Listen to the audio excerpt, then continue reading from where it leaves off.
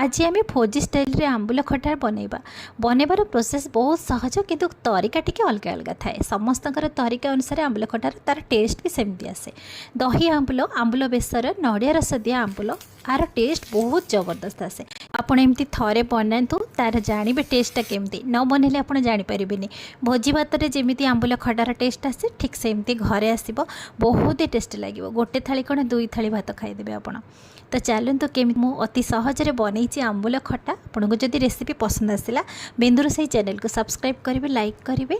चलते recipe start करवा। ये मु 300 ରୁ 400 ग्राम पाखापाखि मुझे मार्केट वाला आंबुल नहीं। आपड़ जदि घरे आंबुल बनई ताहले से आंबुल नहीं पारे। ये जो मार्केट रे मिलुवा आंबुलटा बहुत सुखिला थाए तो से आम टिके नरम करने पूरा गरम पानी फुटुव से गरम पानी ये आंबुल रे भिजेकी रखिए। गरम पानी रे आंबुल को 30 मिनिट पाखापाखि भिजेकी रखिए जे पर्यंत आंबुल नरम न होइछि से पर्यंत। चलते आम तार मसला किछि बनइबा। मसला किछि बनइबा मुझे छोट ब्लेंडिंग जार नड़िया कोरा 2 चम्मच ऐड करिछि, 2 चम्मच धला सोरिष ऐड करिछि, 2 चम्मच कला सोरिष ऐड करिछि। मुझे 2 प्रकार सोरिष ऐड करिछि, आपण चाहिले गोटे प्रकार सोरिष मध्य ऐड करेंगे। ये मो राग पई 2टी कंचा लंका अल्प अदा नहीं आउ ये अल्प काजू नहीं आपड़ सुखिला लंका मध्य ऐड करेंगे। ये अल्प किछि पानी देके आम तार मसलार गोटे बहुत बढ़िया चिकन पेस्ट बनइबा। तो ये मसला पेस्ट बनी जाइए किंतु मुझे गोटे चम्मच जीरा ऐड करने को भूली जाइए। तो मुझे पुणी गोटे चम्मच जीरा ऐड करके मु पुणी मसला को भलसे बाटी आनी। यही मसला ना बहुत बढ़िया टेस्ट आसब ना देखिए माने आंबुल खटार तार टेस्ट 2 गुणा बढ़ाईदेव। तो एबे आमे मसला को साइड रखिबा। एटी गुंड मसला किछि बनया पई मुझे गोटे चम्मच पानमधुरी नहीं, गोटे चम्मच धनिया नहीं, हाफ चम्मच नहीं मेथी, गोटे चम्मच जीरा। आपन जदि मेथी खाऊ नाहंती ताले आपन मेथी को स्किप करेंगे। ये मु कढ़ई को भल से गरम करके गैस फ्लेम को बंद कर देइथिली। सेही गरम कढ़ई रे ए गुंड मसला को हल्का भाजिबा, बेसी भाजिबेनी, जस्ट हल्का भाजिबा। गोटे मिनिट पाखापाखि भाजिकी ताको आमे गोटे प्लेट को काढ़ी आनिबा।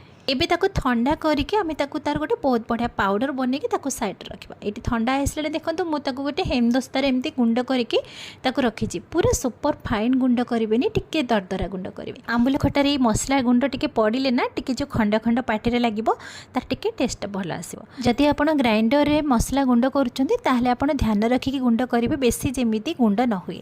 यही भाव में देखो पूरा दरदरा गुंड। तो एबे आमे मसला गुंड को साइड रखिबा। ये आमर 30 मिनिट पाखापाखि हो गलानी। ये आंबुल को चेक करवा। आंबुल परफेक्ट आमर गरम पानी रे भिजी भी जाइए। एबे आंबुल को भल से छांकी दबा आउ ये पानी को बाहर करेंगे। ये पानी जमा यूज करेंगे।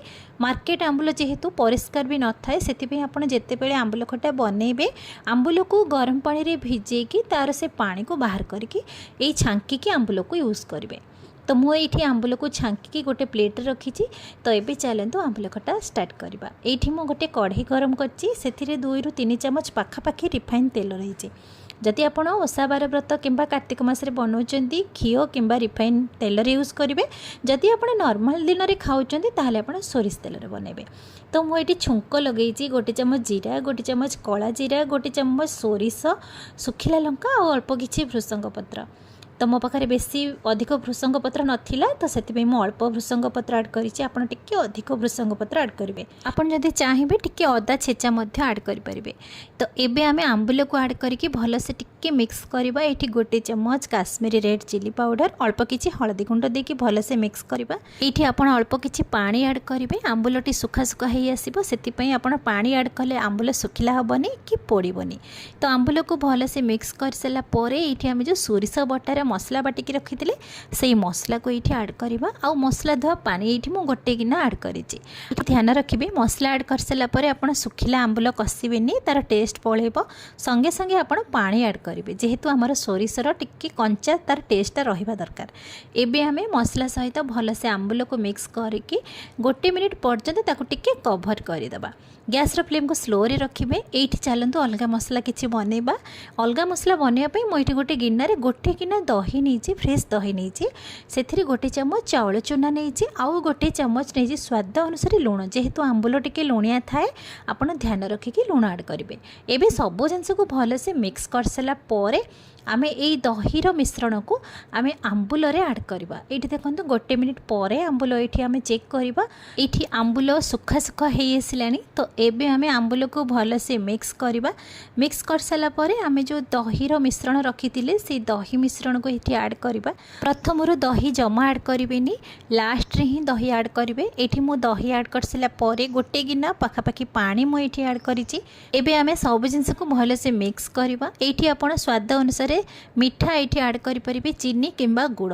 तो मु जेहेतु गुड़ ऐड करिछि एठी स्किप हो जाइछि वीडियो, तो सेति पई सॉरी देखै पालिनी।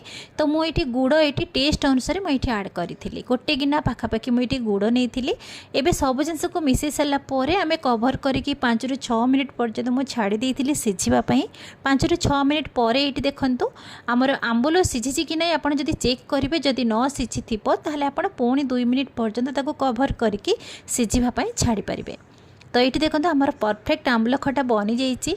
एठी आमे गुंड मसला ऐड करबा, जो गुंड मसला आमे निजे बनै थिले। तो सेही गुंड मसला आपनक मन पसंद ऐड करि परिबे। आउ बळका थिबा नडिया करा म एठी ऐड करिछि। मसला गुंड ऐड कर सला परे आपण गैस रो फ्लेम को बंद करि देबे, काहेकि जेहेतु ग्रेवी पुणी फुटिबो जदि तार मसला रो टेस्ट पळेबो, तो गुंड मसला रो बास्नाटा रहिबोनी। सेति पे गुंड मसला ऐड कर सला परे गैस रो फ्लेम को बंद करबा। सब जिंस को मिक्स करके एठी सर्व करतो।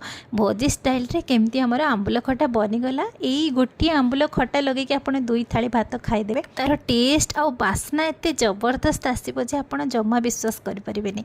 भोजी भात रे कोन एमती बनौचंती, आपण घरे एमती ट्रिक रे बनांतु ना, देखिबे सब बेले खाइबे। ओडिसा रे ऑथेंटिक रेसिपी समस्ते पसंद करते एई रेसिपी खाइबा पई। आंबुल खटार टेस्ट एमती ना जे खाइछि से जानिछि। तो आपण बिना प्याज रसुण रे कार्तिक मास रे घरे निश्चित भाव रे बनांतु एई भोजी स्टाइल रे। तो मु एठी लास्ट रे टिके छुंक लगेइतिली आउ टिके बास्ना और टेस्ट पे। आपण चाहिले छुंक लगेबे, नहले स्किप करेंगे। आ नडिया कोरारे गार्निशिंग कर नेछि। भोजी भात स्टाइल रे आंबुल खटा आपनको केमती लागिला मते निश्चित रे कमेंट सेक्शन में जणेबे। फेसबुक पेज रे जदि देखुथिबे फॉलो करिवे, आ मो चैनल को सब्सक्राइब करिवे। पुणी देखा नुआ रेसिपी रे। सी पर्यंत नमस्कार।